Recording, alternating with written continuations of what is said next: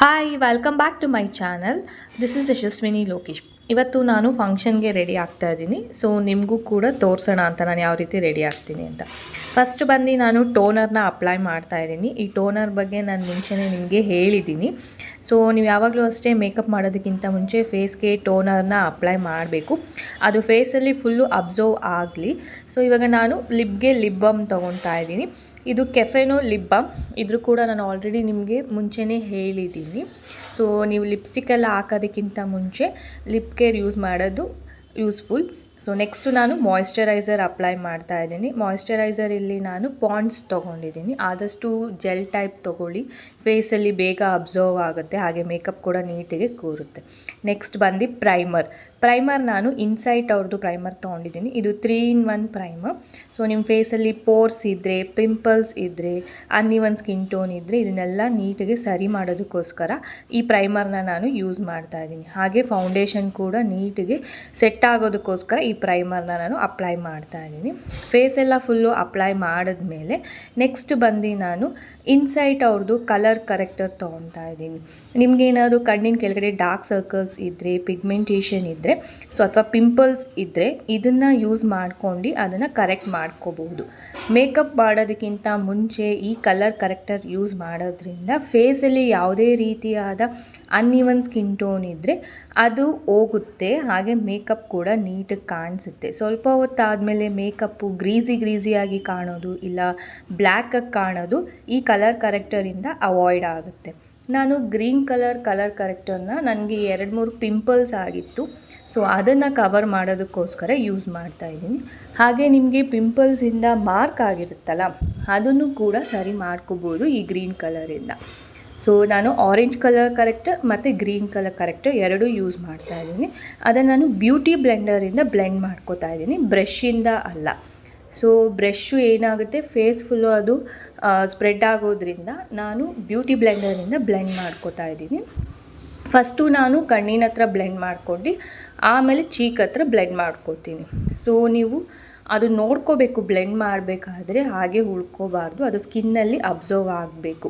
So blend ಮಾಡಿದ್ಮೇಲೆ ನೋಡಿ ಯಾವುದೇ ರೀತಿಯಾದ ಪಿಂಪಲ್ಸ್ ಕಾಣಿಸ್ತಿಲ್ಲ, ಹಾಗೆ ಡಾರ್ಕ್ ಸರ್ಕಲ್ಸ್ ಕೂಡ ಕಾಣಿಸ್ತಿಲ್ಲ. ನೆಕ್ಸ್ಟು ಬಂದು ಫೌಂಡೇಶನ್.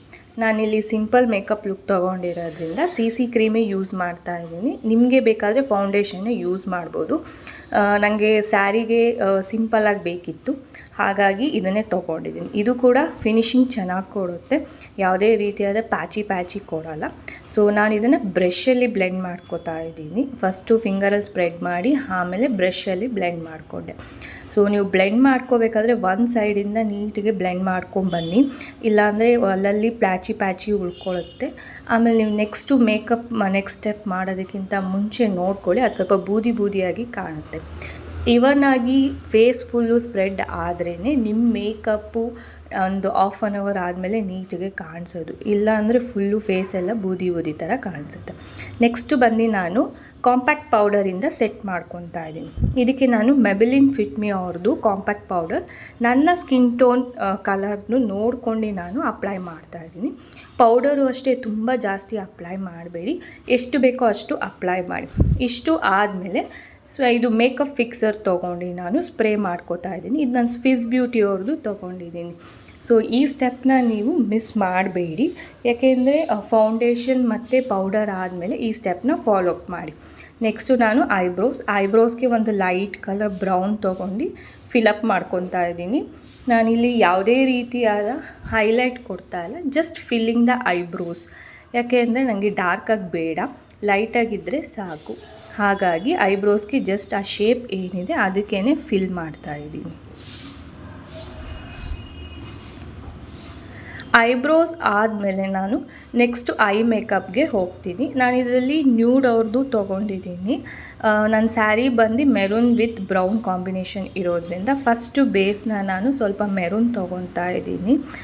ಎರಡು ಕಡೆಯೂ ಹಾಕ್ಕೊಳ್ತೀನಿ. ಇವಾಗ ನಾನು ಹೇಗೆ ಅಂದರೆ ಫಸ್ಟು ಬ್ರಷಲ್ಲಿ ತೊಗೊಂಡು ಅದನ್ನು ಸ್ವಲ್ಪ ಫಿಂಗರಲ್ಲಿ ಸ್ಪ್ರೆಡ್ ಮಾಡ್ಕೊತೀನಿ. ನನಗೆ ಹಾಗೆ ಕಂಫರ್ಟೇಬಲ್. ನಿಮಗೆ ಯಾವ ರೀತಿ ಕಂಫರ್ಟೇಬಲ್ ಇರುತ್ತೆ ಆ ರೀತಿ ಮಾಡ್ಕೋಬೋದು. ಯಾಕೆಂದರೆ ನನಗೆ ಬ್ರಷಲ್ಲಿ ಅಪ್ಲೈ ಮಾಡಬೇಕಾದ್ರೆ ಒಂದೊಂದ್ಸತಿ ಜಾಸ್ತಿ ಆಗುತ್ತೆ ಅಂತ ಅನಿಸುತ್ತೆ.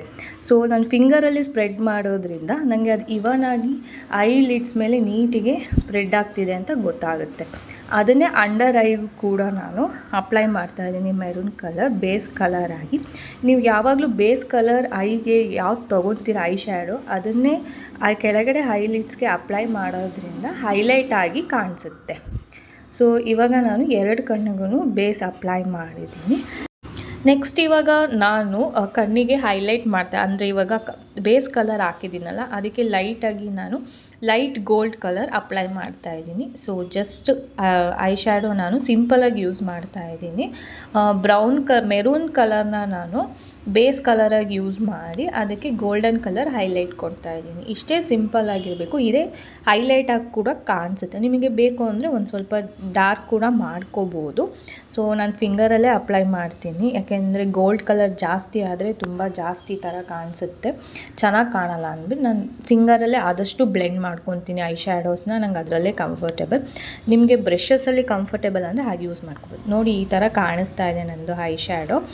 ಇಷ್ಟೇ ಸಾಕು. ಇವಾಗ ಇದಕ್ಕೆ ನಾನು ಬ್ಲೂ ಹೆವೆನ್ ಅವ್ರದ್ದು ಬ್ಲೂ ಕಲರ್ ಕಾಜಲ್ನ ಯೂಸ್ ಮಾಡ್ತಾ ಇದ್ದೀನಿ. ನನಗೆ ಫಂಕ್ಷನ್ಸ್ ಏನಾದ್ರು ಇದ್ದರೆ ನಾನು ಬ್ಲ್ಯಾಕ್ ಕಾಜಲ್ನ ಜಾಸ್ತಿ ಯೂಸ್ ಮಾಡಲ್ಲ, ಬ್ಲೂ ಕಲರ್ ಯೂಸ್ ಮಾಡ್ತೀನಿ. ಯಾಕೆಂದರೆ ಅದು ಹೈಲೈಟ್ ಆಗಿ ಕಾಣಿಸುತ್ತೆ ಅಂತ.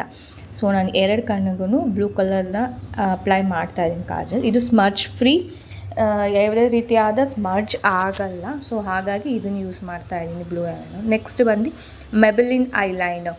ಇದು ಕೂಡ ವಾಟರ್ ಪ್ರೂಫ್, ಸ್ಮರ್ಜ್ ಪ್ರೂಫ್. ನಾನಿವಾಗ ಸಿಂಗಲ್ ಲೈನ್ ಅಷ್ಟೇ ಹಾಕೋತಾ ಇರೋದು ಹೈಲೈಟ್ ಥರ. 2 ಕಣ್ಣಿಗೂ ಜಸ್ಟ್ 1 ಸಿಂಗಲ್ ಲೈನ್ ಶೇಪ್ ಕೊಟ್ಕೊತಾ ಇದ್ದೀನಿ. ಸೊ ಈ ಮೆಬೆಲಿನ್ ಐಲೈನರ್ ನಾನು ಯಾಕೆ ಯೂಸ್ ಮಾಡ್ತೀನಿ ಅಂದರೆ ಅದು ನನಗೆ ಕಣ್ಣು ಮೇಲೆ ಯಾವಾಗಲೂ ಸ್ಮರ್ಜ್ ಆಗುತ್ತೆ ತುಂಬ ಬೇರೆ ಐಲೈನರ್ನ ಯೂಸ್ ಮಾಡಿದಾಗ. 1-2 ಅವರ್ಸ್ 3 ಅವರ್ಸ್ ಆದಮೇಲೆ ಅದು ಒಂಥರ ಸ್ಪ್ರೆಡ್ ಆಗೋಕ್ಕೆ ಸ್ಟಾರ್ಟ್ ಆಗುತ್ತೆ. ಬಟ್ ಇದು ಆ ಥರ ಆಗಲ್ಲ. ಹಾಗಾಗಿ ಇದನ್ನು ಯೂಸ್ ಮಾಡ್ತಾಯಿದ್ದೀನಿ ನಾನು. ಇನ್ಸೈಟ್ ಅವ್ರದ್ದು ಐಲೈನರ್ ಕೂಡ ಚೆನ್ನಾಗಿದೆ, ಅದು ಕೂಡ ಯೂಸ್ ಮಾಡ್ತೀನಿ ನಾನು. ಇನ್ಸೈಟ್ ಬಂದು ನಾರ್ಮಲ್ ಆಗಿರ್ಬೇಕಾದ್ರೆ ಡೈಲಿ ಯೂಸ್ಗೆ ಯೂಸ್ ಮಾಡ್ತೀನಿ ಐಲೈನರ್ನ. ಫಂಕ್ಷನ್ಸ್ ಏನಾದರೂ ಇದ್ದರೆ ಮೆಬೆಲಿನ್ ಅವ್ರದ್ದು ಯೂಸ್ ಮಾಡ್ತೀನಿ. ಸೊ 2 ಕೂಡ ವರ್ತ್ ಇದೆ, 2 ಕೂಡ ಯೂಸ್ ಮಾಡ್ಬೋದು. ಇನ್ಸೈಡ್ ಕೂಡ ನೀವು ಲಾಂಗ್ ಲಾಸ್ಟಿಂಗ್ ಮೇಕಪ್ಗೆ ಬೇಕು ಅಂದರೆ ಆವಾಗಲೂ ಕೂಡ ಯೂಸ್ ಮಾಡ್ಕೋಬೋದು. ನೆಕ್ಸ್ಟ್ ಇವಾಗ ಐಲೈನರ್ ಆಗಿದೆ. ನಾನು ಐಲ್ಯಾಶಸ್ ನೆಕ್ಸ್ಟ್ ಬಂದು ಐಲ್ಯಾಶಸ್ ಕರ್ಲರ್ನ ತೊಗೊಂಡು ಸ್ವಲ್ಪ ಐಲ್ಯಾಶಸ್ನ ಕರ್ಲ್ ಮಾಡ್ಕೊತೀನಿ. ಹಿಂಗೆ ಪ್ರೆಸ್ ಮಾಡಿ 4 to 5 ಸೆಕೆಂಡ್ಸ್ ಬಿಟ್ಟು ಆಮೇಲೆ ಅದನ್ನು ರಿಮೂವ್ ಮಾಡಬೇಕು. ಇದು ಆದಮೇಲೆ ನಾನು ಮೈ ಗ್ಲಾಮಾ ಅವ್ರದ್ದು ಮಸ್ಕರ ತೊಗೊಂಡಿದ್ದೀನಿ. ಇದು ಕೂಡ ಲಾಂಗ್ ಲಾಸ್ಟಿಂಗ್ ಹಾಗೆ ವಾಟರ್ ಪ್ರೂಫ್, ಬೇಗ ಸ್ಮರ್ಜ್ ಆಗಲ್ಲ.